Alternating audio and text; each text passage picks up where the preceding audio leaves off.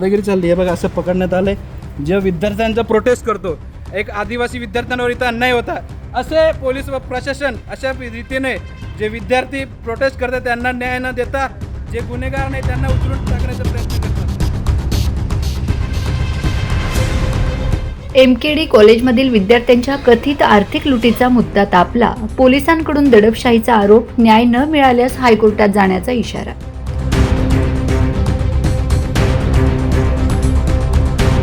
नंदुरबार येथील एमकेडी कॉलेजमधील नर्सिंग विद्यार्थ्यांच्या कथित आर्थिक लुटीच्या प्रकरणाने आता गंभीर वळण घेतले असून आदिवासी टायगर सेनेचे पदाधिकारी आदित्य पाडवी यांनी महाविद्यालय प्रशासनासह पोलीस प्रशासनावरही गंभीर आरोप केले आहेत. माध्यमांशी संवाद साधताना आदित्य पाडवी म्हणाले की एमकेडी कॉलेजमध्ये विद्यार्थ्यांकडून आर्थिक शोषण होत असल्याचा आरोप अनेक दिवसांपासून होत आहे. या प्रकरणात विद्यार्थी न्यायासाठी आंदोलन करत असतानाही महाविद्यालय प्रशासन आणि संबंधित यंत्रणा याबाबत स्पष्ट भूमिका घेण्यास तयार नसल्याचा आरोप त्यांनी केला. पाडवी यांनी पुढे सांगितले की विद्यार्थ्यांचा प्रश्न उचलून धरल्यानंतर पोलीस प्रशासनाने आमच्यावरच दडपशाही करण्याचा प्रयत्न केला. लोकशाही मार्गाने विद्यार्थ्यांचा आवाज उठविणाऱ्या कार्यकर्त्यांवर दबाव टाकणे योग्य नसून या प्रकरणाची वरिष्ठ अधिकाऱ्यांनी निष्पक्ष चौकशी करावी अशी त्यांनी मागणी केली. तसेच जर आमच्यावर दडपशाही करणाऱ्या संबंधित पोलीस अधिकाऱ्यांवर वरिष्ठांनी कारवाई केली नाही तर आम्ही न्यायासाठी उच्च न्यायालयाचे दरवाजे ठोठावू. विद्यार्थ्यांवर अन्याय होऊ देणार नाही असा इशाराही त्यांनी दिला. एमकेडी कॉलेजमधील नर्सिंगचे अनेक विद्यार्थी गेल्या काही दिवसांपासून विविध मागण्यांसाठी आंदोलन करत असून कथित आर्थिक लुटीमुळे विद्यार्थ्यांमध्ये तीव्र नाराजीचे वातावरण आहे. विद्यार्थ्यांना न्याय मिळावा, आर्थिक शोषण थांबावे आणि दोषींवर योग्य कारवाई व्हावी अशी मागणी आंदोलनकर्त्यांनी केली आहे. दरम्यान या प्रकरणामुळे महाविद्यालयीन शिक्षण व्यवस्था, विद्यार्थ्यांचे हक्क आणि प्रशासनाच्या भूमिकेबाबत अनेक प्रश्न उपस्थित होत आहेत. संबंधित आरोपांबाबत महाविद्यालय प्रशासन आणि पोलीस प्रशासनाची अधिकृत भूमिका अद्याप समोर आलेली नाही.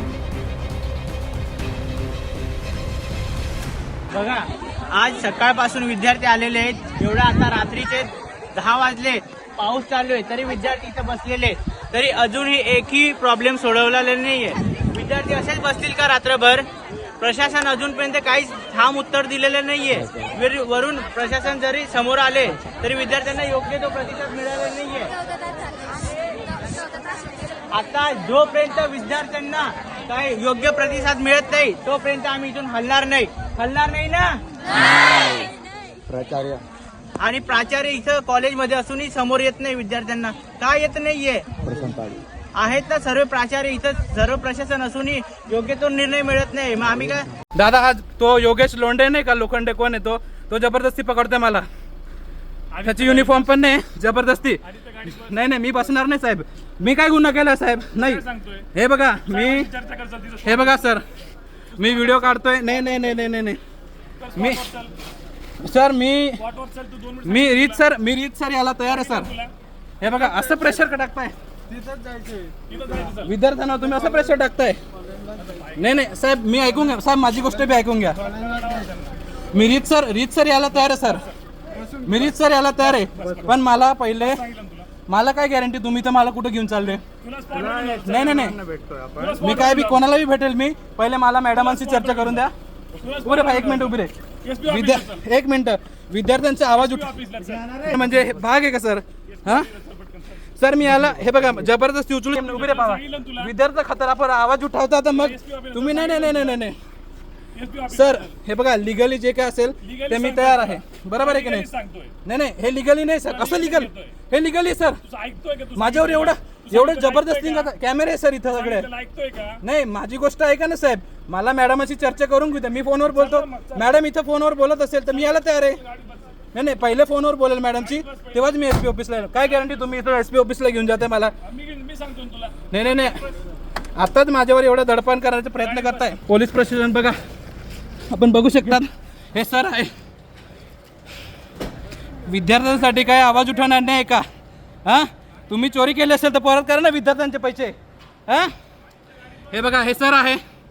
हे सगळे व्यक्तिगत टार्गेट करता. इथं CCTV कॅमेरा आहे. दीदी व्हिडिओ रेकॉर्ड कर. जे आदिवासी, मी आदित्य पाडवी, आदिवासी टायगर सेना विद्यार्थी प्रमुख मुंबई.